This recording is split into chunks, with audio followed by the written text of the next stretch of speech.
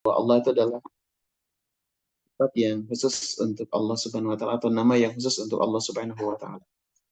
Ya. Dan lafaz Allah ini lafaz yang sangat unik begitu dalam kajian keislaman ya, bahwa Allah itu uh, utuh namanya ya, tidak ada yang dibuang satu huruf pun, itu jelas yang menunjukkan kepada uh, nama dari Tuhan yang hanya satu itu, yang hanya dia yang paling berhak untuk diibadahi, untuk disembah, untuk dimintai pertolongan, untuk dimintai perlindungan begitu. Dialah satu-satunya Rabb ya, semesta alam. Kemudian kalau lafadz Allah ini alifnya dibuang, jadilah lillahi gitu. Dan itu untuk Allah itu juga gitu. Untuk satu-satunya Allah. Lillahi ma fis samawati wa ma fil ard. Walillahi mulkus samawati wal ard. Walillahi mulkus walillahi ma fis samawati dan seterusnya gitu. Lillah ya. Dihilangkan apa uh, hamzahnya atau alifnya. Kemudian ketika lam yang pertama dihilangkan, tetap menunjukkan kepada Allah ya. Lahu ma fis samawati wa ma fil ard. Lahu mulkus samawati wal ard. Lahu itu menunjukkan kepada Allah itu sendiri. Kemudian ketika lamnya dihilangkan lagi dan tinggallah hu begitu ya. Jadi jadilah hu gitu. Jadi ketika berzikir dalam beberapa thariqah, ada yang menyingkatnya menjadi hu hu hu hu hu, hu gitu ya. Dan itu adalah Allahnya itu sendiri. Kemudian ada yang kemudian ditambah dengan hamzah gitu, jadi dan Pak Quraish Shihab ya, Profesor Quraish Shihab mengatakan bahwa ini bahasa itu adalah bahasa yang ada di semua bahasa. Itu adalah bahasanya semua manusia ya. Yang berbahasa Inggris ya, yang berbahasa Jerman mungkin atau bahasa Spanyol dan sebagainya, bahasa Cina juga mungkin ada gitu ya. Jadi gitu. Itu ada di semua bahasa, dan katanya itu menunjukkan tentang betapa manusia itu di hati terdalamnya dia terpatri dengan satu Tuhan itu ya. Pada aslinya, karena memang sebagaimana Allah sebutkan di dalam surah Al-A'raf ya, eh, ketika kita belum dikasih jasad ini, Allah sudah memintai persaksian ya. Alastu birabbikum qalu bala syahidna. Apakah kalian mengakui bahwa bukankah aku ini adalah Tuhan kalian? Maka seluruh jiwa manusia itu dulu sudah bersaksi bahwa qalu bala ya. Mereka menjawab, tentu saja engkau adalah Rabb kami begitu. Sehingga katanya ketika orang merasa sakit gitu, terus dia teringat kepada Tuhan yang satu itu, maka dia bilang begitu ya. Kemudian ketika dia merasa nikmat juga bilangnya begitu ya, seperti itu. Jadi misalnya ada siang-siang gitu ya, kemudian kita lagi istirahat gitu di bawah pohon misalnya gitu ya, tiba-tiba angin berhembus sepoi-sepoi, kemudian bilang gitu ya. Gitu. Itu menunjukkan bahwa betapa manusia itu sangat terikat dengan dengan nama ini begitu. Jadi Masya Allah ya.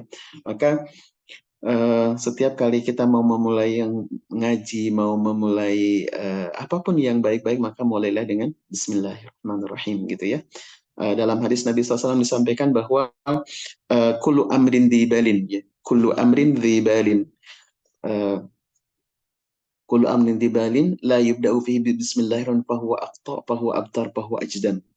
Jadi setiap amalan yang memiliki nilai kebaikan ya, baik itu kita berbicara gitu ya, baik bekerja, berjalan ya, bahkan untuk membaca, memasak misalkan, atau kemudian kita apa saja hal yang baik itu, baik ucapan, perilaku, tindakan gitu, amalan dan sebagainya yang baik, dan itu tidak dimulai dengan basmalah, maka kata Rasulullah SAW itu adalah akto gitu ya, terputus keberkahannya ya. Tidak ada berkah di situ. Ketika makan tanpa basmalah, maka nggak ada keberkahannya ya. Makanya kalau kata orang tua kita, kalau anak makan banyak terus kemudian kurus terus gitu ya, atau makan bergizi tapi kemudian malah sakit gitu, hati-hati gitu ya, harus dicek gitu, jangan-jangan nggak ada basmalahnya gitu ketika memulai memakan, atau minum ya, minuman kopi yang ada di depan kita atau minuman teh atau apapun gitu, air putih, tapi tanpa basmalah ketika meminumnya, hati-hati ya, jangan-jangan nanti malah jadi mules gitu, nauzubillah ya. Jadi segala sesuatu menjadi baik itu kalau ada berkahnya. Dan salah satu keberkahan itu akan Allah berikan pada saat kita memulai melakukan aktivitas itu dengan menyertakan namanya. Jadi aku memulai minum kopi ini karenamu ya Allah, supaya aku kemudian bisa fresh gitu ketika ngaji gitu ya. Kita diniati gitu ya. Nah, kemudian kata Rasulullah SAW, barang siapa melakukan sesuatu amalan baik tanpa dimulai dengan basmalah, maka akto terputus keberkahannya. Ya, ajdam juga ya. Ajdam itu kayak berpenyakit begitu ya. Jadi maksudnya tidak sehat begitu ya. Kemudian bahwa abtar gitu ya, juga terputus ya, terputus nama baik yang terputus apa keberkahannya begitu. Jadi eh, mulakanlah ya. Kalau dalam bahasa Malaysianya, saya teringat lagu nasyid dulu zaman waktu muda ya, lagunya apa yang grup Raihan yang dari Malaysia teh. Gimana Kang Faisal? Eh, dimulakan dengan Bismillah, disudahi dengan Alhamdulillah. Begitulah sehari dalam hidup kita, mudah-mudahan dirahmati Allah gitu ya. Ya dulu pernah juga ya, jadi nasidar ya zaman waktu mahasiswa dulu. Ya, baik. Bismillah ya, dengan menyebut nama Allah. Aku memulai mengaji ini. Ar-Rahman, siapa Allah itu? Ya, Ar-Rahman. Dia adalah Ar-Rahman. Makanya dalam ayat yang ini disebutkan bahwa kulit Allah awidur Rahman ayyam tad'u di dalam surah Al-Isra di bagian akhirnya. Kata Allah Subhanahu wa taala ke Nabi Muhammad, kul, sampaikan oleh Muhammad, bacakan oleh Muhammad, kulit Allah ketika meminta kepada Allah, ya Allah, gitu ya. Ya Allah, atau Ar-Rahman, ya Rahman. Itu adalah salah satu nama Allah yang kemudian langsung berdampingan dengan uh, Allahnya itu sendiri, dengan lafaz Allahnya itu sendiri gitu ya. Sebagai di Asmaul Husna juga sama ya. Nas'aluka ya man huwallahu alladzi la ilaha Ar-Rahman, Al-Malik, Al-Quddus gitu. Ar-Rahman dengan Ar-Rahim itu kata para ulama itu masih satu akar kata ya, dari kata Ar-Rahmat atau Ar-Rahmah atau dari kata Rahimah gitu ya. Ar-Rahman dari kata Rahimah penginsulasi mujarodnya, kemudian juga Ar-Rahim juga masih dari kata yang sama Rahimah. Cuman bentukannya atau nanti kalau Ar-Rahman dari apa ditambahkan ziyadah ya, alif nun ya, Ar-Rahman, Rahimah di Ar-Rahman, kemudian Ar-Rahim masuk kepada wajan fa'ilun jadi Ar-Rahim ya. Ar-Rahman ini kata para ulama adalah nikmat yang besar ya. Nikmat yang besar. Nikmat yang besar itu nikmat bukan nikmatnya yang banyak, tapi nikmatnya yang diberikan oleh Allah kepada mayoritas makhluk atau kepada seluruh makhluknya begitu. Allah tidak membeda-bedakan dengan kemaha pengasihannya kepada orang yang beriman kepada Dia atau enggak, kepada orang yang kecil atau besar, kepada orang yang etnis apapun, kepada orang yang beriman atau kafir, kepada orang yang soleh atau toleh, toleh itu lawan dari soleh, pada orang yang durhaka juga Allah beri, bahkan kepada binatang, bahkan kepada dabbah gitu ya, itu juga Allah berikan semuanya. Ketika ada anak ayam kemudian digodain misalkan sama kucing ya, maka ibunya marah ya, bisa mencakar-cakar ya. Si ibu itu membela anaknya dari Rahman yang ini ya, dari Rahman yang ini juga. Nah, begitupun juga dengan manusia. Jadi nikmatnya katanya kalau dijelaskan nikmat Allah itu kalau 100% gitu, yang Rahman ini hanya 1%, yang hanya 1%-nya gitu ya. Tapi kemudian Allah berikan kepada seluruh makhluknya. Jadi air hujan gitu ya, udara ini oksigen, nitrogen yang kita hirup pagi hari yang segar ini juga dari rahman Allah. Dan itu Allah kasih kepada orang yang ngaji subuh dengan yang enggak, yang masih tertidur di pagi hari juga Allah kasih juga gitu. Ya, Allah nggak membeda-bedakan itu dengan rahmannya Allah gitu ya. Kemudian apa namanya sinar matahari misalkan Allah juga kasih kepada seluruh makhluknya di tempatnya masing-masing begitu ya. Tentu saja dengan pembagian yang Allah setting sendiri begitu ya. Nggak gara-gara rajin tahajud terus dikasih sinar mataharinya lebih banyak, nggak semuanya juga dikasih rata begitu ya. Tapi itu hanya dari 1% nikmat yang Allah berikan kepada manusia di bumi ini. Nah, dan Rahman itu dalam beberapa literatur yang disebutkan itu lebih kepada yang sifatnya pemberian kayak duniawi gitu ya. Eh, jadi tidak, bukan untuk akhirat begitu ya. Atau makanya dalam dalam kajian kitab kuning kalau ngaji dari mulai Bismillah di Sapinah saya gitu ya. Ar-Rahmani, yang Maha Rahman, yang Maha Pengasih, yang apa, yang memberikan nikmat nikmat besar di dunia gitu ya istilahnya. Padahal nikmatnya mah kecil tapi dinikmati oleh seluruh makhluknya begitu. Kemudian kalau Ar-Rahim artinya yang Maha Penyayang ya. Yang ini disebut dengan nikmat kecil. Maksudnya adalah kecil sekali orang yang apa namanya dipilihnya gitu. Minoritas orang yang dapat ini. Jadi hanya orang yang disayang aja yang dikasih. Tapi prosentasenya adalah 99% dari seluruh nikmat Allah itu Allah kasih kepada orang yang segelintir ini. Gitu. Ya Allah, ya Rahman, ya Rahim, ya. Mudah-mudahan kami ini dan keluarga besar kami mendapatkan Rahman dan juga Rahimnya Engkau, begitu ya. Dengan kami mendekat kepada Engkau melalui jalan Al-Quran ini, melalui mengikuti Rasulullah Sallallahu Alaihi Wasallam ini, mudah-mudahan Rahman ya Allah ya, Allah berikan secara sempurna sebagaimana dalam doa pagi hari tadi ya. Allahumma ma ma asbaha bi min ni'matin aw bi hatim min khaliq wa minka fadaka fa'atim alayya ni'mataka wa afiyataka wa sitraka fid dunya wal akhirah. Semoga Allah sempurnakan kenikmatan kita, rezeki kita, ya, kesehatan kita gitu ya. Allah tutup aib-aib kita dengan sempurna dan sebagainya juga. Baikan apa indahkan nama panggilan kita di kenangan manusia begitu ya. Seperti itu. Nah, mudah-mudahan Allah berikan kepada kita rahmannya ya, ya, kemudian juga rahimnya. Rahim Allah ini Allah berikan kepada manusia yang tentu saja yang Allah sayangi, di mana orang yang Allah sayangi adalah salah satunya adalah Ahlul Quran. Jadi uh, Ahlul Quran adalah Ahlullah. Nabi SAW Ahlul Quran itu adalah keluarganya Allah. Dan definisi keluarga kita sudah tahu. Mereka adalah orang yang terdekat di hati kita, yang paling kita sayangi, yang paling kita bela, gitu ya. Dan Ar-Rahim ini jumlahnya mungkin sangat terbatas, tapi kenikmatan yang mereka dapatkan malah ainun ra'at. Jadi tidak terbayang lah gitu ya. Kenapa? Karena nikmatnya yang 1% yang dikasih ke kita aja sekarang di dunia gitu, yang dinikmati oleh seluruh makhluknya, dari seluruh manusia, entah berapa miliar merasakan dari rahmannya Allah ini.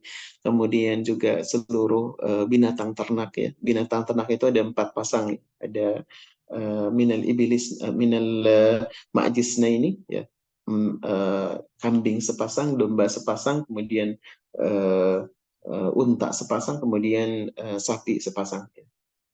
Cewek cowoknya begitu. Ya, ini dalam surah Al-An'am disebutkan 8 berpasangan, yakni domba sepasang, kambing sepasang, kemudian unta sepasang, dan kemudian apa namanya sapi sepasang. Kalau di kita mungkin tambahan yang mirip dengan sapi itu kerbau ya, gitu. Nah itu berapa miliar atau berapa ratus miliar atau triliun spesies ini yang Allah juga berikan kenikmatan kepada mereka. Kemudian juga ada dabbah ya, derajat dalam struktur makhluk hidup itu. Jadi pertama tuh manusia, kemudian hewan, ya, hewan ternak tadi yang biasa disembelih itu. Kemudian ada dabbah ya. Dabbah itu adalah makhluk-makhluk Allah selain yang tadi disebutkan. Dan dalam sebuah film dokumenter ya. Saya pernah nonton dulu. Ada apa namanya hasil penelitian, ada katanya sekitar 5 juta spesies dabah yang namanya hanya Allah yang tahu ya. Kita manusia mungkin meskipun ahli zoologi, meskipun ahli apa namanya di bidang itu mungkin masih terbatas gitu. Hanya Nabi Adam mungkin yang dikasih tahu semuanya ya. Nah, baik, dan semua spesies itu mendapatkan kenikmatan dari nikmat yang satu ini. Nah, ini juga sudah sangat luar biasa ya. nikmat yang 1% ini, apalagi yang 99% dan hanya dinikmati, hanya diberikan oleh Allah kepada orang-orang yang Dia pilih sendiri. Gitu. Betapa hati ini tidak akan pernah bisa terbesit untuk bisa menggambarkan betapa nikmatnya. Gitu. Makanya Nabi SAW menyampaikan mala ainun ra'at gitu. Kalau engkau Muhammad gitu melihat surga itu, maka mata ini tidak akan cukup untuk bisa memorinya untuk bisa menangkap betapa indahnya surga begitu ya. Yang Allah sebutkan di Quran itu hanya bocoran-bocoran sedikit saja ya. Misalnya tajri min tahtihal anhar ukulu hadaim kan. Di surga itu di bawahnya sungai-sungai mengalir, sungai itu sebagaimana disebutkan dalam surah Muhammad ya, ada sungai yang air tawar ya, yang kalau diminum itu segar gitu ya, kayak air mineral yang sangat segar gitu ya, seperti telaga Kausar itu ya. Nah kemudian juga ada air yang air susu yang enggak ada sapinya gitu. Langsung Allah buat sungai, tapi airnya susu dan tidak berubah rasanya gitu. Kemudian ada juga mata air itu adalah khamar ya. Ya, khamar itu di dunia haram ya. Makanya barang siapa yang minum khamar di dunia maka di akhirat tidak akan pernah diberikan akses untuk mendapatkan minuman itu gitu ya. Nauzubillah min dzalik ya. Dan homernya di sana tuh nggak bikin puyeng, nggak bikin mabuk, dan nggak bikin orang jadi ngelantur, nggak bikin orang jadi berbuat dosa gitu ya. Homer. Dan itu sungai, Masya Allah gitu ya. Dan ladzatil lisyaribin, kata Allah Subhanahu wa taala, begitu nikmat untuk diminumnya. Kemudian ada mata air ya atau sungai, yang sungai itu adalah madu gitu, Masya Allah. Dan nggak ada lebahnya gitu. Jadi sungai, kemudian itu madu yang uh, musaffa yang sangat lembut begitu ya, Masya Allah. Kemudian juga pakaian-pakaian itu hanya gambaran-gambaran yang memang manusia tuh sukanya begitu ya, makanan, minuman, pakaian gitu ya, pasangan gitu ya. Nah kemudian ketika Allah menggambarkan juga perempuan-perempuan yang tidak pernah haid gitu ya, suci selamanya. Kemudian katanya kulitnya itu sebutkan di dalam surah As-Saffat di surga itu kulit perempuannya itu ka'anna baydum maknun, seperti kulit telur itu ya, yang putih itu ya. Jadi sampai yang dalam itu kayak kelihatan gitu ya. Masya Allah gitu ya. Nah itu dan mereka sebaya gitu. Nah tapi aslinya ya kata Allah wa utubi mutasyabiha. Jadi ketika mereka melihat buah-buahan sebagaimana disebutkan dalam surah Al-Baqarah misalkan wabashiril ladzina amanu wa amilus salihati anna lahum jannatin tajri min tahtiha al-anhar kullama ruziqu minha min thamarati rizqan qalu hadzal ladzi ruziqna min qablu. Ketika orang-orang yang masuk surga itu kemudian melihat buah-buahan terus sudah bilang, ini kayak yang di dunia ya, kayak apel yang di Malang gitu, kayak apel Washington atau kayak jeruk Garut gitu ya, kalau kata Faisal. Nah, kata Allah, wa utubi mutasyabiha, bentuknya mirip tapi rasanya berbeda ya. Contoh misalkan kayak durain durian, kayak durian itu ya, ada yang dari mulai yang murah-murah itu kemudian rasanya mungkin kayak eh, tuh tawar gitu ya, sampai yang manis banget gitu, dari mulai yang harganya 20.000 sampai yang 14 juta ya. Dulu pernah di Tasik itu ada yang satu butirnya kata 14 juta. Nggak tahu itu kayak gimana tuh rasanya. Jadi untuk di mutasyabiah. Nah, jadi mudah-mudahan Allah Subhanahu wa taala dengan kita senantiasa membaca basmalah ya dalam setiap aktivitas kita, makan, minum kita, bekerja kita, berkata-kata kita, melaksanakan kajian-kajian dan sebagainya, selalu bismillah, bismillah, masuk rumah bismillah gitu ya, kemudian masuk masjid bismillah dan lain sebagainya. Semoga kemudian Allah berikan kenikmatan rahman-Nya Allah di dunia ini, kemudian rahimnya Allah nanti di akhirat juga Allah berikan kepada kita dan keluarga besar kita. Amin ya Allah ya Rabbal alamin. Baik teman-teman sekalian, ke ayat yang kedua. Alhamdulillahirabbil alamin. Segala pujian itu A-nya lil istighraq menurut para ulama. Jadi segala jenis pujian, segala jenis sanjungan itu hanya milik Allah aja gitu. Segala bentuk puja-puji yang itu penghormatan penghambaan hanya milik Allah aja. Nggak ada untuk yang lain, nggak ada untuk Lata Uzza Manat, nggak ada untuk patung, nggak ada untuk hawa nafsu kita, nggak ada juga untuk setan, nggak ada juga untuk jin, nggak ada juga untuk yang lain, nggak, milik Allah aja. Ya, jadi eh, kalau ditakdirkan nih bagaimana cara menghamba kepada Allah, maka dalam tafsir dikatakan qulu alhamdulillah, maka ucapkanlah alhamdulillah. Nah, dalam kajian adab, kalau tadi mulai sesuatu dengan basmalah, maka akhiri segala sesuatu itu dengan hamdalah ya. Alhamdulillahirrahmanirrahim. Mendapatkan segala kenikmatan. Alhamdulillah. Selesai kajian. Alhamdulillah. Selesai makan. Alhamdulillah. Selesai dari kamar mandi. Bahkan Alhamdulillah. Ketika kita bangun tidur. Alhamdulillah. Gitu ya. Dan tadi kan sudah ya. Pada saat kita terbangun. Maka sebut Alhamdulillah. Alhamdulillah di ahyana ba'da ma'amatana wa ilaihi nusyur. Ya Allah, segala puji hanya milik-Mu. Ya Allah, yang telah menghidupkan kami dari kematian kami ya.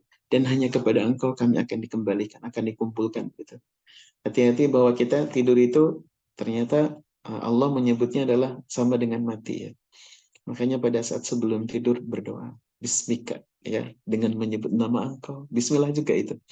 Ya, kemudian pada akhirnya Alhamdulillah begitu ya. Kenapa? Karena bisa jadi pada saat kita tidur di kamar itu, pada saat terbangun mungkin di barzah ya.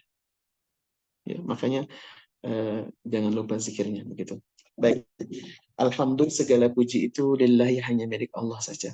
Nah, maka juga sebagai adab bagi kita ketika ada Allah titipkan ilmu kepada kita, kemudian misalkan diberikan sanjungan, pujian sama murid misalnya gitu ya, atau sama istri, atau sama suami, atau sama anak misalnya gitu ya.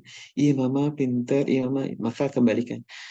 Alhamdulillah hanya milik Allah segala puji itu. Kita nggak tahu apa-apa, ya. Nggak tahu apa-apa ini tentang itu ya, tentang bagaimana kerjanya otak dan segala macam gitu ya, yang membuat kita cerdas hanya Allah aja gitu ya.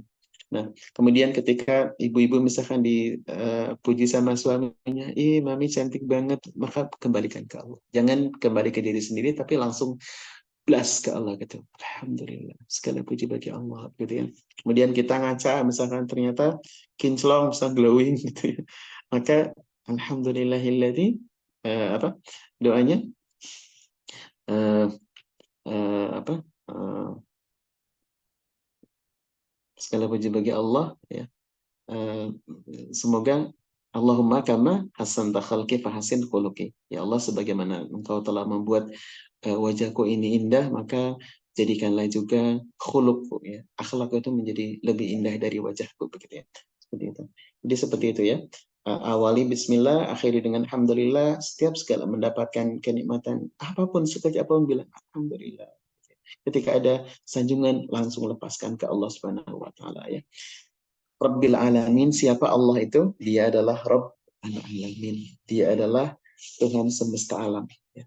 Baik, teman-teman, Rob itu eh, apa namanya, yang mencipta, Rob itu yang mendesain, Rob itu yang apa namanya mengurus, Rob itu yang kemudian mendidik ya. Makanya dalam eh, di Fakultas Tarbiyah ya, ada di UIN itu ada namanya Fakultas Tarbiyah dan Keguruan ya. Tarbiyah itu Rabba Yurabbi ya. Dan pembimbing kita disebut dengan murabbi, dan sang murabbi sesungguhnya adalah Allah Subhanahu wa taala yang apa namanya, yang mendesainnya ya, yang menciptanya tanpa misal, tanpa contoh sebelumnya gitu. Kemudian yang mengurusnya, yang mengaturnya, yang kemudian memberikan makanan, minuman, yang memberikan ilmu segala macam untuk Allah Subhanahu wa taala ya. Dan Rabb siapa? Rabb al-alamin, Rabb semesta alam. Alam itu jamak dari alamin, itu adalah jamak dari alam ya. Dan seluruh makhluk ini oleh para ulama juga disebutkan memiliki alamnya sendiri-sendiri. Ada alam manusia, ada alam jin, ada alam binatang, ada alam apa namanya? Dabbah, mungkin ada alam malaikat, kemudian ada alam barzah, ada alam akhirat itu. Dan semua alam ini milik Allah semua, ya. Dicipta oleh Allah semua, diatur oleh Allah sendiri begitu ya. Seperti itu. Dan untuk lebih mengenal siapa Rabb al-Alamin ini, teman-teman boleh buka surah Asy-Syu'ara. Ya. Silakan dibuka surah Asy-Syu'ara. Itu adalah surah ke 26, halaman 368. Teman-teman silakan dibuka. Surah Asy-Syu'ara halaman 368. Sudah ada? Ayatnya ke 23, 24, 25, 26 sampai 28 ya. Barangkali ada yang siap untuk membacakan terjemahnya saja ya. Ini adalah sepenggal kisah tentang dialog antara Nabi Musa dengan Firaun. Boleh teman-teman semua resen. Nah, ini ada Ibu Fitri. Kepada Ibu bisa dibuka itu. Nah, Tafadhali. Terjemahannya aja ya Ustadz. Ya, silakan. Bismillahirrahmanirrahim. Firaun bertanya, siapa Tuhan seluruh alam itu? Dia Musa menjawab, Tuhan pencipta langit dan bumi dan apa yang ada di antara keduanya. Itulah Tuhanmu jika kamu mempercayainya. Terus? Ayat berapa? Sampai 28. Dia Firaun berkata kepada orang-orang di sekelilingnya, apakah kamu tidak mendengar apa yang dikatakannya? Dia Musa berkata, dia Tuhanmu dan juga Tuhan nenek moyangmu terdahulu. Dia Firaun berkata, sungguh rasulmu yang diutus kepada kamu benar-benar orang gila. Dia Musa berkata, dialah Tuhan yang menguasai timur dan barat dan apa yang ada di antara keduanya jika kamu mengerti. Iya, terima kasih Dr. Fitri. Jadi salah satu ayat yang menjelaskan tentang Rabb al-Alamin adalah yang barusan ya. Surah Asy-Syu'ara dari mulai ayat 23 sampai 28 yang itu adalah sepenggal kisah tentang bagaimana dialog antara Nabi Musa dengan Firaun ketika Allah mengutus Nabi Musa untuk mendakwa Firaun, dan Firaun kemudian ketika Nabi Musa menyampaikan bahwa sembahlah Rabb semesta alam gitu, Rabbil Alamin, maka manusia paling sombong di dunia itu mengatakan siapa itu Rabb al-Alamin gitu ya. Dan kemudian Nabi Musa menjelaskan Rabb al-Alamin itu adalah Rabbus samawati wal ardi wa ma bainahuma in kuntum muqinin. Rabb al-Alamin itu adalah pencipta, pengatur, pengurus ya yang mengatur sedemikian rupa langit dan bumi itu. Jadi kalau as-samawat itu ya dalam pemaknaannya itu bisa jadi semesta jagat raya yang tanpa batas ini ya, yang kemudian terus Allah kembangkan pula ya, 7 lapis langit itu, kemudian dengan seluruh galaksinya yang jumlahnya lebih dari 300 miliar galaksi, yang dalam satu galaksi itu katanya lebih dari 250 miliar bintang, dan kita itu di salah satu galaksi yang dari 300 miliar itu ya, galaksi Bima Sakti ini atau Andromeda atau Milky Way ini, yang di dalamnya dari 200 miliar bintang itu ada bintang kecil yang namanya adalah matahari gitu ya. Dan kita tuh ada di lingkaran kecil itu ya. Masya Allah gitu ya. Dan itu semuanya yang mencipta, yang mengatur, yang mengurusnya, nggak tabrakan dan seperti itu Allah Subhanahu wa taala. Jadi Allah tuh sibuk sekali gitu ya. Allah menyebutkan di dalam surah Ar-Rahman juga bahwa Allah itu sibuk ya mengurusi makhluknya begitu. Nah, kemudian Rabbil Alamin itu ketika dibantah oleh Firaun ya, ketika Firaun melecehkan Nabi Musa dengan mengatakan, kalian dengar nggak barusan omongannya Musa itu apa gitu ya, kepada orang-orang sekitarnya. Kemudian Nabi Musa menjelaskan lagi bahwa Rabbul Alamin itu adalah Rabbukum ya, Tuhan kalian ya, dan Tuhan nenek moyang kalian tuh satu, yaitu siapa? Allah Subhanahu wa taala. Kemudian Firaun mengatakan lagi bahwa menuduh bahwa Nabi Musa yang menyampaikan konsep satu Tuhan itu ya, Tuhan itu hanya satu ya, monoteisme itu, kemudian dituduh oleh Firaun bahwa Nabi Musa itu adalah orang majnun, orang gila. Dan katanya setiap para rasul, para nabi yang diutus itu pasti kaumnya, orang-orang yang sombong-sombongnya mengatakan bahwa Rasul itu disebut dengan orang gila. Sebagaimana juga Nabi Muhammad SAW. Maka Nabi Musa menegaskan lagi bahwa Rabb semesta alam itu adalah Rabbul Masyriqi wal Maghrib. Ya. Wa ma bainahuma in kuntum taqilun. Ya. Rabb semesta, ya. Rabb timur, Rabb barat, Rabb tempat terbitnya matahari dan terbitnya matahari, seluruhnya begitu ya. Dan jika kalian menganalisis begitu. Nah, baik, terima kasih. Kemudian kita lanjut ke Ar-Rahmanir Rahim ya. Ar-Rahmanir Rahim ini katanya adalah kalau Rabb al-Alamin tadi jadi sifat dari Allah, kemudian Ar-Rahmanir Rahim ada yang mengatakan ini adalah badal dari lillah ya. Ar-Rahman diulang lagi nih, tadi kan sudah disebutkan dalam Bismillah ya, Bismillahirrahmanirrahim, ini diulang lagi di ayat yang ketiga. Siapa Rabb al-Alamin itu? Siapa Allah itu? Dia adalah Ar-Rahman. Ya, tadi sudah disebutkan. Dia adalah zat yang maha pengasih. Allah nggak pilih kasih kepada siapapun, Allah kasih begitu ya. Kepada orang beriman, kepada orang yang tidak beriman, kepada orang yang soleh, kepada orang yang tidak soleh, kepada orang bertakwa, kepada orang yang bermaksiat. Allah kasih semuanya ketika di dunia. Bahkan mungkin orang ateis ya kadang-kadang kelihatan oleh kita lebih banyak diberikan fasilitas dunia daripada orang yang beriman ya. Karena orang beriman sudah diberikan kenikmatan meskipun tidak diberikan kekayaan gitu. Orang yang beriman itu diberikan sakit meskipun tanpa diangkat sakitnya mereka tetap bisa merasakan kesabarannya begitu. Nah, tapi orang-orang musyrik, orang-orang kafir itu kadang diberikan keberlimpahan yang sangat luar biasa begitu ya.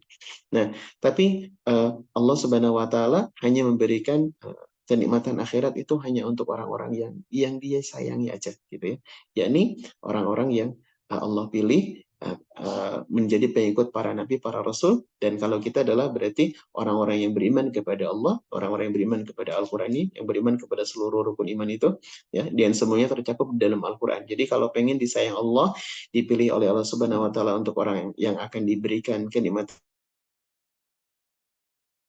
Al-Qur'an. Jadi kalau pengen tahu apa sih gambaran akhlak Nabi Muhammad SAW itu, ya baca seluruh Al-Quran. Maka nanti akan terbayang, akan tergambar begitu ya. Dan kita sekarang tidak bisa mengikuti Nabi Muhammad SAW secara fisik, karena beliau Allah sudah alihkan ke barzah, tapi akhlaknya Nabi Muhammad SAW, kata Bunda Aisyah, adalah kana khuluquhul Quran.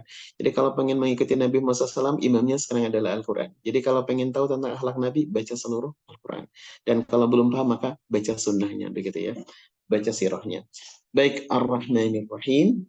Allah menegaskan lagi, dia adalah yang maha pengasih dan maha penyayang. Ya. Kemudian Allah itu siapa? Maliki Yaumiddin. Dia adalah raja atau yang menguasai hari kemudian ya. Bisa dibaca Maliki berarti yang merajai ya.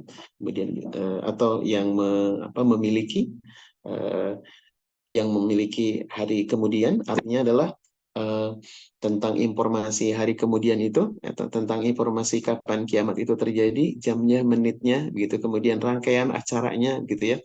Segala sesuatu apa yang terjadi di sana itu Allah saja yang memiliki. Nabi tidak tahu, gitu ya. Para malaikat juga tidak tahu, ya. Para ulama juga tidak tahu. Maka kalau ada orang yang mengatakan kiamat tanggal sekian, sekian, jangan usah dipercaya begitu ya. Karena Rasul SAW yang mulia aja ketika ditanya oleh malaikat Jibril yang datang ke Rasulullah SAW waktu itu dalam wujud manusia ya, yang sangat ganteng, baju putih, kemudian rambut ikal gitu, hitam, dan tak ada seorang pun yang mengenali, kata Umar bin Khattab di antara mereka. Salah satu pertanyaannya adalah selain iman Islam, beliau juga bertanya ke Nabi Muhammad SAW, akhbirni anis sa'ah gitu ya. Informasikan kepadaku, kata orang itu, tentang as-sa'ah, tentang hari kiamat. Maka Nabi SAW menjawabnya, mal mas'ulu bi'a'lama minas sa'il. Orang yang ditanya tidak lebih tahu dari yang bertanya. Nabi udah tahu yang datang itu bukan manusia ya, itu adalah malaikat Jibril. Maka Nabi SAW menjawabnya, yang ditanya tidak lebih tahu daripada yang bertanya. Maka laki-laki itu yang merupakan perwujudan dari malaikat Jibril mengatakan, akhbirni an amaratiha ya. Informasikan kepadaku tentang tanda-tandanya.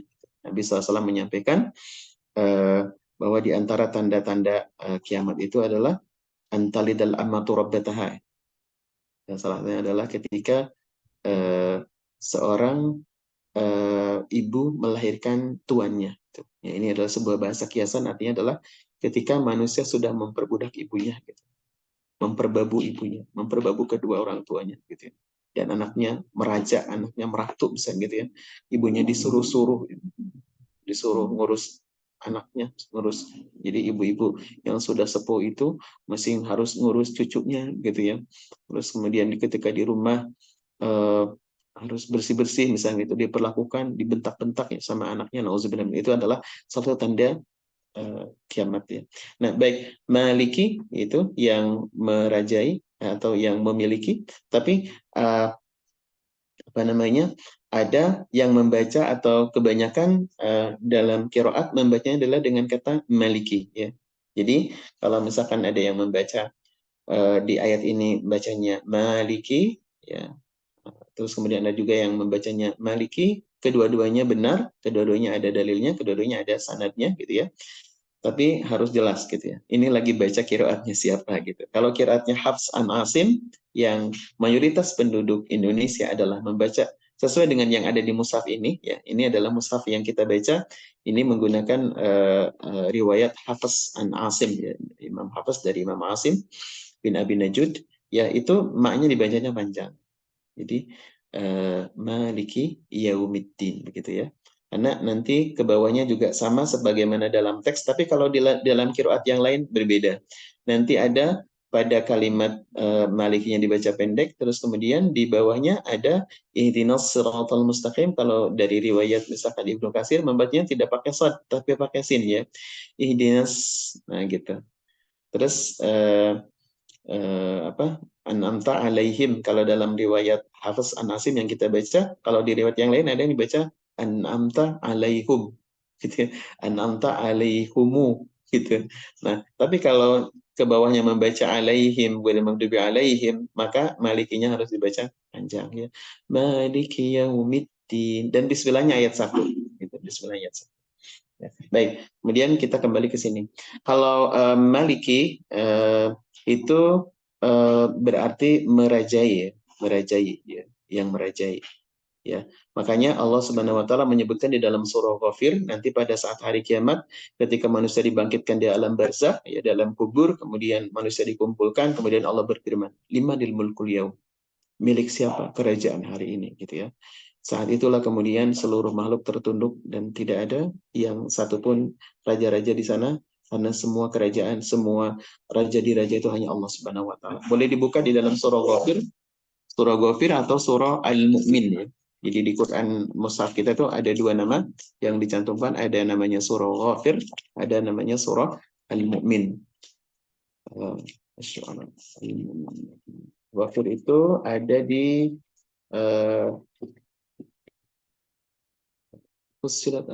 halamannya halaman 468. Halaman 468.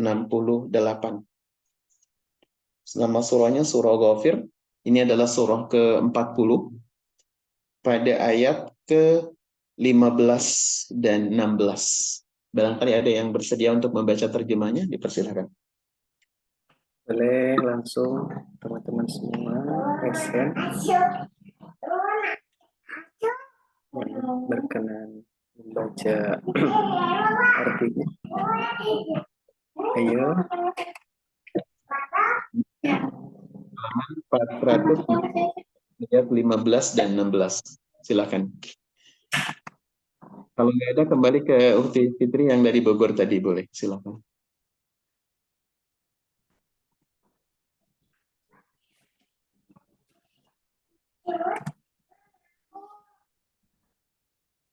Ayat 13 ya? Ayat 13. 15, 16. Bismillahirrahmanirrahim. Dialah yang maha tinggi derajatnya, yang memiliki arasi, yang menurunkan wahyu dengan perintahnya kepada siapa yang dia kehendaki di antara hamba-hambanya, agar memperingatkan manusia tentang hari pertemuan, yaitu hari kiamat. Yaitu pada hari ketika mereka keluar dari kubur, tidak tidak sesuatu pun di keadaan mereka yang tersembunyi di sisi Allah. Lalu Allah berfirman, milik siapakah kerajaan pada hari ini? Milik Allah yang Maha Esa, Maha mengalahkan. Ya, baik. Teman-teman, jadi kalau ingat tadi Maliki Yaumiddin, ingat juga ayat ini ya, bahwa tidak ada raja yang sesungguhnya yang betul-betul berkuasa, tidak ada yang memiliki seluruh semesta jagat, ini hanya milik Allah saja. Yang lain itu tu'til mulka man tasha, ya ketika di dunia aja ya, diberikan kerajaan, ada yang jadi RT, jadi RW, jadi bupati, wali kota, ya. Kemudian jadi presiden, raja dan sebagainya tuh di dunia aja. Di akhirat nggak ada. Allah nggak berbagi ya. Semuanya jadi sama ya. Semuanya makhluk semuanya, dan tidak ada yang berkuasa, tidak ada yang merajai, tidak ada yang memerintah, tidak ada yang bisa membantah, dan tidak ada yang bisa, bahkan nanti di akhirat tidak akan ada yang bisa berkata-kata illa hamsa, kecuali hanya sekedar desahan gitu ya, kecuali hanya sekedar napas saja gitu ya. Mereka nggak bisa ngomong sama sekali di hadapan Allah Subhanahu wa Ta'ala gitu. Yang ngomong nanti malah apa? Tangannya sendiri gitu, kakinya sendiri gitu ya, dan kulitnya sendiri yang kemudian meminta pertanggungjawaban kepada orang itu gitu ya. Nah, Allah nanti ketika membangkitkan manusia dari alam barzah, ya, kita ingat kembali bahwa fase hidup kita itu ada yang mengatakan 4, ada yang mengatakan 5 ya. Yang 4 itu Allah sebutkan di dalam surah Al-Baqarah ya, ayat 28. A'udzubillahi minasyaitonir rajim. Bismillahirrahmanirrahim. Kaifa takfuruna billahi wa kuntum amwatan fa ahyaakum thumma yumitukum thumma yuhyikum thumma ilaihi turja'un. 5 ya. 5. Bagaimana mungkin kalian mau kafir ya? Kaifa takfuruna billah. Bagaimana kalian menolak Allah? Bagaimana kalian tidak beriman kepada Allah? Bagaimana kalian kufur kepada Allah? Padahal kalian dulunya tuh mati gitu. Ya. Jadi manusia itu dulunya adalah mati. Mati itu tidak punya jasad ya. Jadi sebelum kita lahir ke alam dunia itu mati. Itu fase pertama. Kemudian yang kedua adalah fa'ahyakum. Kemudian Allah hidupkan kita ya, manusia di bumi ini. Ini adalah fase hidup yang kedua. Ini katanya paling ringkas hidup di sini. Jadi kalau masa hidup kita yang 70, 60, 70 tahun di dunia ini, nanti kalau dilihat di barzah itu serasa ka'annahum yawma yarawna lam yalbathu illa asyiyatan aw duha. Jadi seperti 70 tahun itu atau 60 tahun itu seperti sesore begitu. Ya seperti waktu asar itu gitu ya. Kemudian atau duha atau seperti waktu duha kayak jam 8 gitu ya. Kayak 1 jam gitu. Atau di surah Al-Hadid disebutkan ka'annahum yawma yarawna lam yalbasu illa sa'atan minan nahar. Jadi kehidupan kita di dunia ini 60-70 tahun itu nanti ketika kita di barzah atau di alam akhirat nanti di alam mahsyar serasa hidup kita di sini cuma 1 jam di siang hari begitu ya. Betapa singkatnya kehidupan di sini ya. Karena nanti di akhirat satu harinya adalah 1000 tahun atau 50.000 tahun ya, seperti itu. Nah, tetapi kemudian yang menentukan untuk perjalanan kita ke depan itu di sini. Ya, bekal-bekal kita untuk kehidupan keabadian itu ternyata di durasi yang sangat singkat itu ya. Satu mati kemudian hidup, yang ketiga kita akan dimatikan lagi. Ya, makanya ada status-status orang ya, hati-hati ya, jangan balaga ya, jangan sombong di dunia karena sekarang Anda di atas bumi nanti akan ada di bawah bumi gitu. Atau sekarang Anda di atas permukaan bumi nanti kalian ada di dalam tanah itu gitu ya, di bawah tanah itu. Nah, harusnya ditambahin dan kalian akan keluar dari tanah itu ya. Itu ada di dalam surah Thaha ya. Minha khalaqnakum wa fiha nu'idukum wa minha nukhrijukum taratan ukhra. Kalian dicipta dari tanah, kemudian nanti akan masuk ke dalam tanah dan kalian akan dibangkitkan dari tanah gitu. Jadi fase yang ketiga itu mati, dan yang keempat setelah kematian kita tidak selesai. Mayoritas katanya orang musyrik, orang kafir menganggap kalau orang sudah mati itu selesai, itu adalah peristirahatan akhir. Enggak. Itu cuman halte aja gitu. Itu cuman transit aja, atau kita barzah itu adalah seperti batas antara dunia dengan akhirat, atau seperti kita lagi nunggu gitu ya, lagi di ruang tunggu kayak di ruang tunggu kayak di halte gitu ya, seperti itu. Dan setelah itu nanti akan dibangkitkan di alam barzah yang disebut dengan mahsyar, dan disitulah kehidupan yang sesungguhnya ya. Kalau di alam barzah kita nggak punya jasad. Di alam barzah kita nikmat, dan kemudian sengsaranya manusia di alam barzah itu adalah sifatnya mungkin ke nafas, ke jiwa begitu ya, karena mereka belum dari jasad lagi, makanya disebut kematian, alam kematian.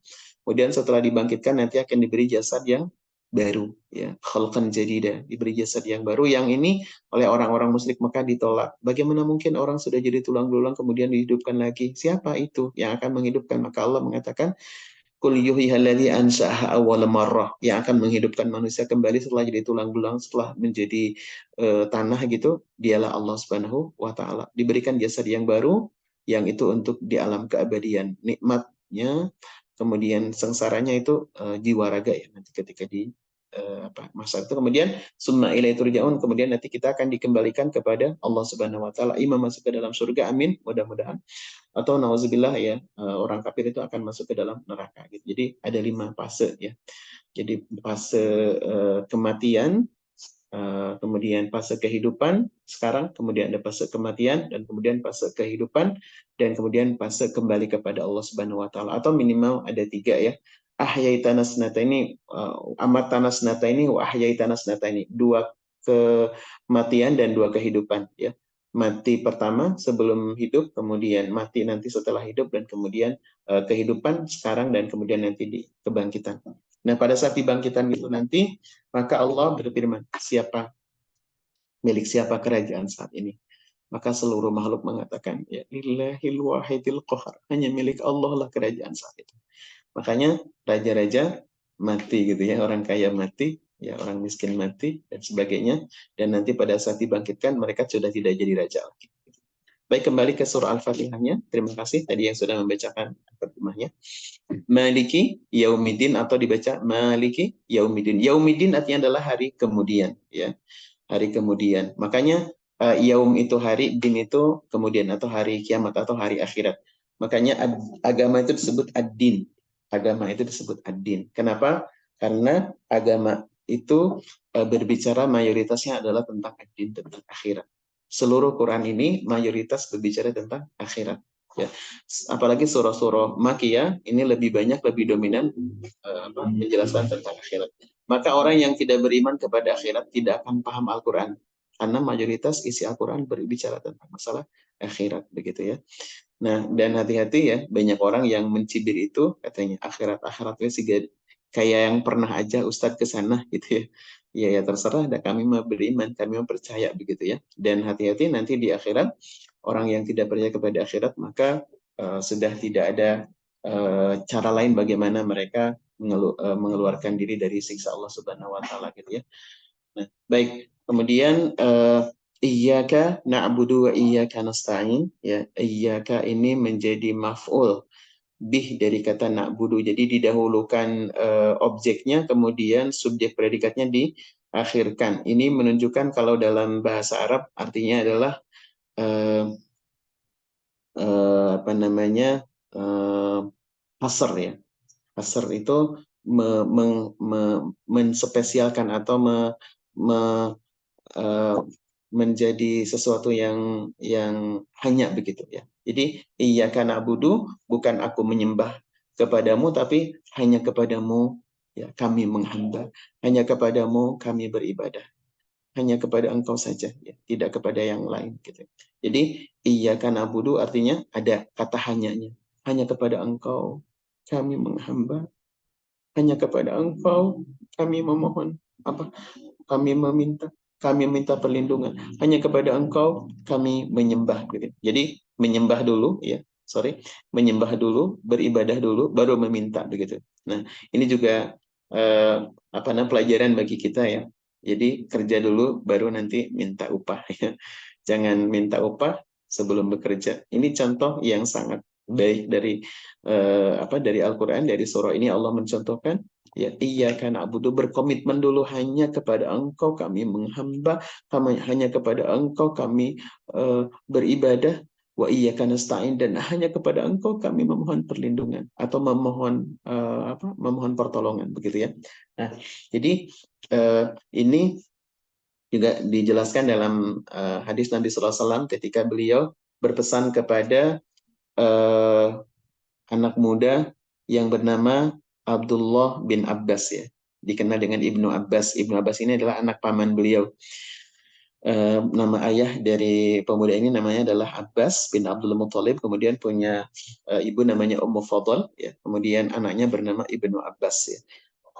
Padahal namanya adalah Abdullah Ibnu Abbas, tapi karena dalam bahasa Arab itu ada istilah apa namanya, lakob, ya. Alam lakob itu alam yang atau nama yang dimulai dengan nama bapak atau nama anak, yang disebut kalau nama lebih dikenal ayahnya disebut Ibnu, gitu, putra Pak Anu, begitu ya. Kemudian kalau yang lebih dikenal anaknya makanya disebut dengan Abu, ya. Seperti Abu Hafsin, gitu. Nah, baik.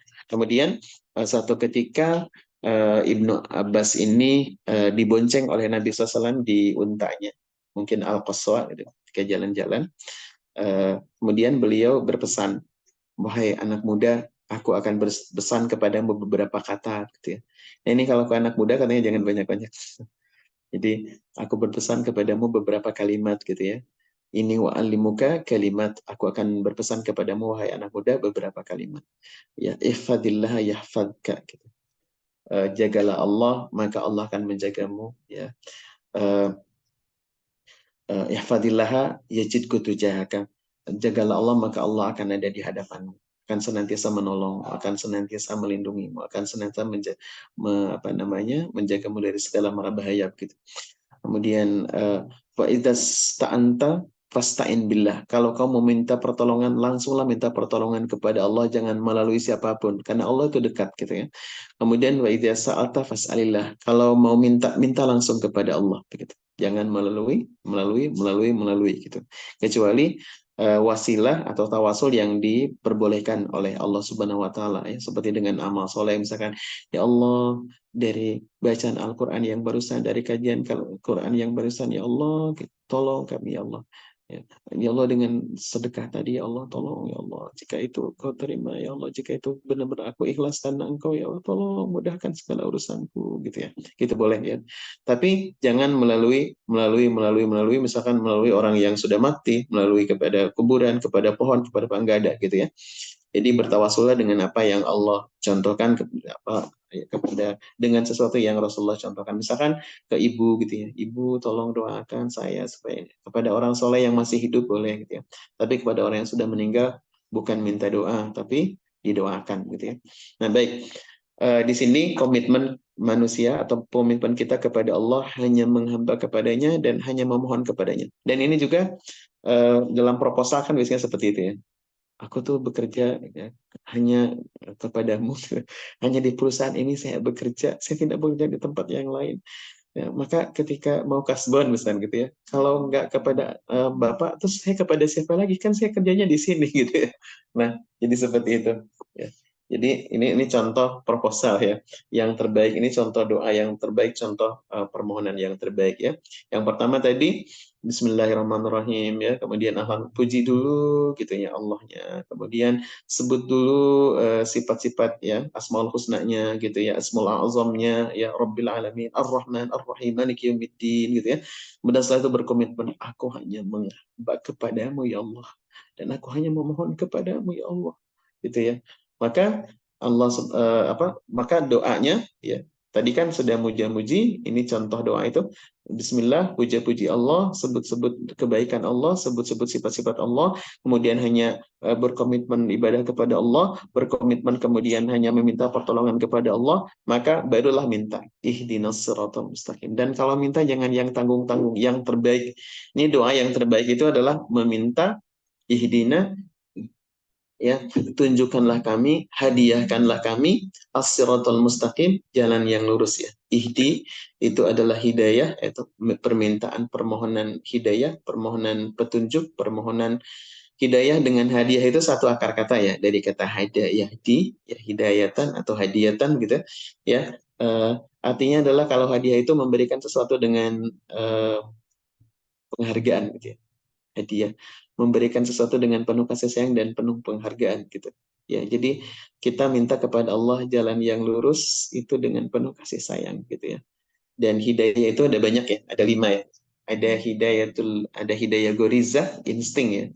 Yang ini umum diberikan kepada manusia, kepada jin, kepada hewan, kepada apapun makhluk hidup dikasih ya. Guriza, insting ini. Ini hidayah dari Allah. Kayak misalkan bayi baru lahir, kemudian pengen mimi ya, pengen nyusu misalnya dia nangis gitu ya.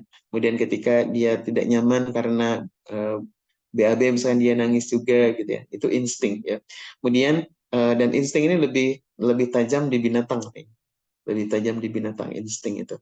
Kemudian yang kedua adalah hidayatul akli ya. Ada hidayah akal. Jadi akal ini hanya diberikan kepada manusia aja. Sebelum hidayah itu akal itu ada hidayah panca indera ya. Itu diberikan juga kepada makhluk Allah yang lain ya. Dan itu biasanya lebih tajam, lebih dahsyat mereka daripada kita gitu.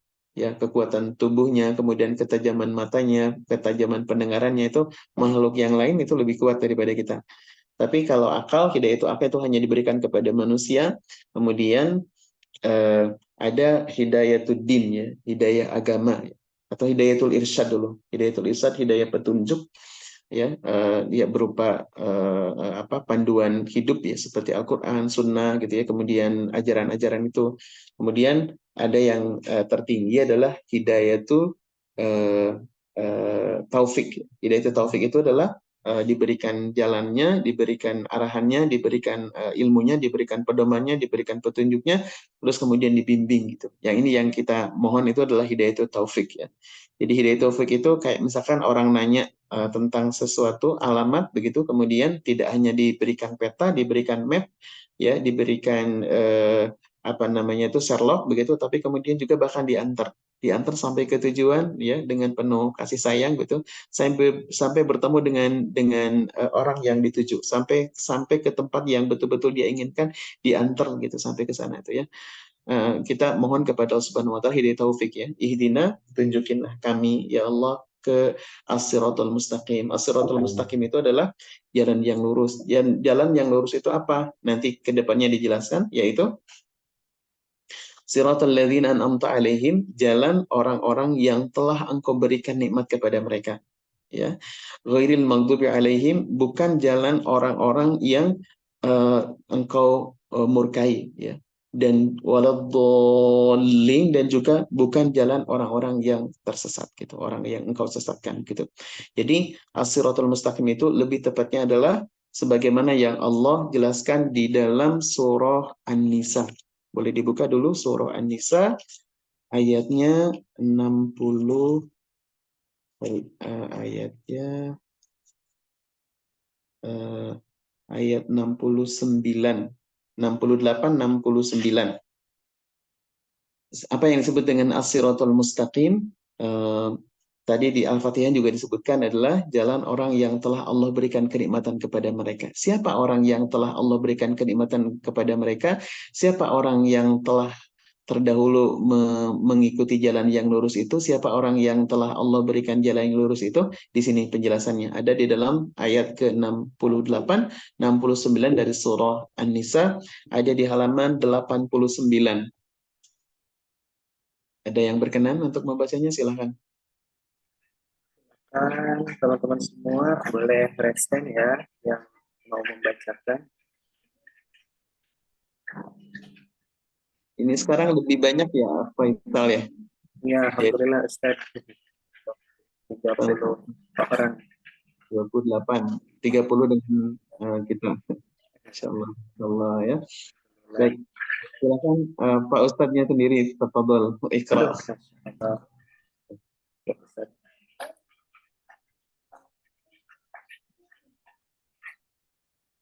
Ayat 68, 69. Oh, ada. Boleh Bunda Rita, langsung aja Bunda. Oh. Bismillah, saya coba. Ayat 68, 69 ya. Ya. Bismillahirrahmanirrahim. Dan pasti kami tunjukkan kepada mereka jalan yang lurus. Dan barang siapa menaati Allah dan Rasul Muhammad, maka mereka itu akan bersama-sama dengan orang yang diberikan nikmat oleh Allah, yaitu para nabi, para pencinta kebenaran, orang-orang yang mati syahid, dan orang-orang saleh. Mereka itulah teman yang sebaik-baiknya. Boleh ayat berikutnya dibaca juga, ayat 70. Yang demikian itu adalah karunia dari Allah, dan cukuplah Allah yang Maha Mengetahui. Terima kasih Bunda Rita ya. Jadi tadi di Al-Fatihah, ihdinas siratal mustaqim. Ya Allah, tunjukkan kepada kami jalan yang lurus. Nah, Allah jawab di sini di ayat ke-68 bagi orang-orang yang di atas ya disebutkan walau annam fa'alu ma yu'atuna dilakana qama syadda tasbita wa idzal la'atainahum min ladun ajrun azima. Kemudian Allah akan tunjukkan kepada mereka jalan yang lurus. Jalan yang lurus itu apa? Wa may yuti'illah, barang siapa yang taat kepada Allah wa rasulah, dan kepada rasul. Jadi jalan yang lurus itu adalah jalan hidup yang mentaati Allah ya, mengikuti firman-firmannya di dalam surah ini ya. Tafadhali ya, yang mau lihat duluan silakan. Kemudian yang mentaati Rasulullah SAW, jadi taat kepada Quran dan kepada Sunnah Nabi SAW. Dan orang-orang yang seperti itu, kata Allah Subhanahu Wa Taala, faulaika ma'alladzina an'amallahu alaihim. Orang itu akan bersama dengan orang-orang yang telah Allah berikan nikmat kepada mereka. Siapa itu? Ya, ternyata Allah sebutkan di sini ada 4 kategori. Satu, minan nabiyyin. Orang yang taat kepada Al-Quran, taat kepada sunnah Nabi, orang yang mengamalkan Al-Quran, mengamalkan sunnah ya, maka itu berarti orang yang taat kepada Allah dan Rasulnya, dan akan nanti di akhirat akan bersama dengan orang-orang yang diberikan kenikmatan. Yang pertama minan nabiyyin, jadi golongan para nabi ya. Allahumma ja'alna minhum ya Allah. Jadikan kami orang yang Engkau berikan nikmat jalan yang lurus ini, jadikan kami orang yang taat kepada Engkau dan Rasulnya, jadikan kami bersama dengan para nabi ya. Kemudian wasiddiqin, para pecinta kebenaran seperti Abu Bakar As-Siddiq itu dan para sahabat As-Sabiqun Al-Awwalun itu ya, Mubashir bil Jannah, yang juga sahabat-sahabat 10 yang diberikan kabar gembira masuk ke dalam surga ya. Kemudian syuhada, orang-orang yang mati syahid ya, seperti sahabat-sahabat Nabi ya, seperti paman Nabi sallallahu alaihi wasallam itu ya, kemudian sahabat-sahabat yang gugur di medan perang itu, wassolihin, dan kemudian yang keempat adalah orang-orang soleh ya. Semoga Allah golongkan kita ke dalam golongan ini. Itu yang kita minta ya. Jadi kalau ingat ihdinas siratal mustaqim siratal ladzina an'amta 'alaihim, gitu. Itu yang diminta tuh, ya Allah golongkan kami, suami kami, istri kami, anak-anak kami ke dalam golongan orang-orang yang telah Engkau berikan kenikmatan dari para nabi. Ya Allah, jadikan kami seperti akhlaknya para nabi itu, jujur, amanah, patonah, tabligh, dan seterusnya gitu ya. Kemudian sabar gitu ya, kemudian juga semangat ya dalam mengamalkan agama ini. Kemudian kata Al-Quran begitu percaya gitu ya, seperti Abu Bakar itu gitu ya. Kemudian jadikan kami menjadi orang-orang yang syahid ya. Kemudian jadikan kami menjadi golongan orang-orang yang soleh. Wasona ulaika rafiqa, dan itu adalah teman-teman terbaik ya. Itu adalah karunia Allah yang terbesar bagi manusia gitu. Nah, jadi itu ya, kembali ke surah Al-Fatihahnya. Ihdinas siratal mustaqim siratal ladzina an'amta 'alaihim ya. Jadi siratal mustaqim itu adalah jalannya orang-orang yang Allah berikan kenikmatan, yakni para nabi, para siddiqin, syuhada, dan salihin gitu ya. Dan kita harus berkomitmen untuk mencari teman tuh yang kayak gini ya. Yang dari 4 golongan ini ya. Para nabi atau orang yang memiliki berakhlak para nabi gitu ya. Kemudian berakhlak para sahabat, kemudian berakhlak para syuhada, berakhlak seperti orang-orang soleh gitu. Dan juga kemudian kita harus punya komitmen dan berjuang luar biasa untuk mencari komunitas atau membangun komunitas yang seperti itu, yang berakhlak seperti orang-orang itu ya. Maka perlu kita baca sirah nabawi, sirah sahabat gitu ya. Kemudian juga perlu kita baca kisahnya orang-orang soleh ya. Nah, kemudian anak-anak kita juga kalau bisa carikan tempat terbaik di mana kemudian berkumpul orang-orang soleh itu, orang-orang yang berkarakter sahabat, orang-orang yang berkarakter tabi'in, orang yang berkarakter seperti para nabi itu gitu ya. Lembaga-lembaga pendidikan yang terbaik, kemudian lingkungan yang terbaik gitu ya. Kemudian carikan juga teman-teman untuk istri kita, untuk suami kita, untuk anak-anak kita tuh yang memiliki karakter-karakter seperti ini, supaya kemudian Allah nanti mudahkan ke as-siratal mustaqim. Kemudian ghairil maghdubi alaihim, ya Allah jangan Kau tunjukkan kami kepada jalan yang ditempuh oleh orang-orang yang Kau murkai ya. Dalam tafsir dikatakan ini seperti orang-orang Yahudi ya. Orang-orang Yahudi itu orang-orang yang Allah murkai begitu. sebagiannya gitu ya. Kenapa? Karena mereka yang Zionis itu yang kita sudah tahu beritanya berseliweran tiap hari ya. Semoga Allah Subhanahu wa taala meruntuhkan kesombongan mereka dan kemudian menolong saudara-saudara kita yang di Palestina itu. Kemudian waladhdallin ditafsirkan adalah orang-orang Nasrani, orang-orang yang sesat gitu. Mengikuti apa namanya petunjuk, tapi petunjuknya sudah salah begitu ya, maka dia menjadi sesat ya. Nauzubillahi min dzalik. Atau secara umum ya, ghairil maghdubi 'alaihim waladhdallin adalah ya Allah jangan jadikan atau jangan berikan petunjuk kepada kami untuk mengikuti orang yang kau benci siapapun itu, orang musyrikah, orang fasikah, orang munafikah gitu ya, orang Yahudikah atau siapapun yang engkau benci, tolong ya Allah jangan jadikan kami bagian dari mereka gitu ya. Ya, tolong jangan jadikan kami dan keluarga kami, anak-anak kami mengikuti mereka begitu. Kemudian juga waladhdallin, orang yang rajin membaca, rajin mengkaji, tapi kemudian yang dikajinya itu sesuatu yang salah gitu, sesuatu yang abal-abal begitu ya, bukan teks paling mulia seperti yang kita baca saat ini gitu ya. Tolong ya Allah jangan jadikan kami menjadi orang-orang sesat, karena rugi gitu ya. Sudah berjuang, sudah menghabiskan umur, sudah menghabiskan segala sesuatu, ternyata ketika di akhirat itu jong, tidak mendapatkan penilaian sama sekali karena salah gitu yang dilakukannya gitu ya. Jadi itulah suratul Fatihah dari awal sampai akhir ya, semoga ada manfaatnya bagi kita, dan ini adalah contoh doa yang terbaik ya. Satu, kalau ada berdoa itu maka puja-puji Allahnya gitu ya. Kemudian setelah itu sebutkan sifat-sifat Allahnya itu ya. Kemudian setelah itu berkomitmenlah kepada Allah. Kemudian setelah itu baru minta kepada Allah Subhanahu wa taala sesuatu, dan minta sesuatu yang dijauhkan dari yang buruk ya. Padahal sebenarnya kemudian diakhiri kalau membaca surah ini dengan amin ya. Amin itu bukan bagian dari Al-Quran, tapi dalam etika membaca surah ini, terutama dalam sholat, itu dicontohkan amin, yang berarti adalah qabul gitu ya. Terimalah doa kami gitu ya. Dan doa yang terbaik itu diawali dengan hamdalah dan diakhiri dengan salawat ya, seperti itu. Nah baik. Dan ini disebut Sabul Masani. Tema ini nanti akan kita dapati juga di surah Al-Baqarah, di surah Al-Imran, dan di seluruh surah ya. Jadi tema bagaimana memuja-muji Allah, tema kemudian sifat-sifat Allah, tema kemudian apa namanya ubudiyahnya juga, komitmen kita, permohonan apa namanya kepada Allah itu juga akan terulang di seluruh surah. Kemudian juga minta hidayah itu, minta siratal mustaqim itu, penjelasan tentang siratal mustaqim itu. Siratal mustaqim itu ternyata adalah Al-Qur'an itu sendiri. Al-Qur'an ya. Kalau kita sekarang, kalau dulu mungkin Taurat, Zabur, Injil di zamannya, tapi kalau sekarang siratal mustaqim adalah jalan mengikuti Al-Qur'an ini. Dan ini tentu saja berat ya. Kenapa? Karena kalau tanpa pertolongan Allah ini berat. Kenapa? Karena teks tertinggi ini, ya teks terberat ini, dan juga level yang sudah mengamalkan ini adalah level manusia yang terbaik. Ya, ini yang 4 tadi itu ya. An-nabiyyin, syuhada, sholihin ya. An-nabiyyin, syuhada, An-nabiyyin, as-siddiqin, syuhada, as-salihin. Sebagaimana Allah sebutkan tadi di dalam surah An-Nisa ya. Ayat 68, 69 ya. Itu saja mungkin yang bisa saya sampaikan. Terima kasih ya. Wallahu a'lam bishawab. Allah yang Maha tahu tentang hakikat makna yang sebenarnya.